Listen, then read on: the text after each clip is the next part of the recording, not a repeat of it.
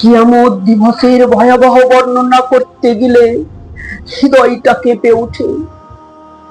যেদিন আকাশ হবে গলিত ধাতুর মতো, মানুষ সেদিন বিক্ষিপ্ত পতঙ্গের মতো ছুটে ছুটে করবে। প্রত্যেক দুগ্ধদানকারী মা ভুলেই যাবে তার সন্তানকে দুগ্ধ পান করাতে।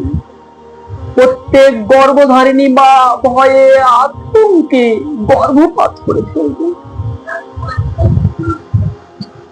সেদিন সন্তান চিনতে পারবে না তার মাকে, মা চিনতে পারবে না তার সন্তানকে, সবাই নিজে। সেদিন মানুষের হবে এমন অবস্থা, এত চিন্তিত, চোখের পলক ফেলতেও তারা ভুলে যাবে।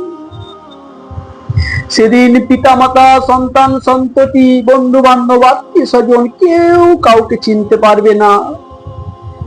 সেদিন সূর্য, চন্দ্র, গ্রহ, নক্ষত্র সবাই আলোকহীন হয়ে পড়বে। মানুষের বুকের কলিজা ভয়ে আতঙ্কে কণ্ঠনালীর কাছে চলে আসে। মানুষ সেদিন আতঙ্কে উলঙ্গ অবস্থায়, খাতনাবিহীন অবস্থায় আতঙ্কে দিশেহারা হয়ে ছুটাছুটি করবে একটু আশ্রয় পাওয়ার আশায়।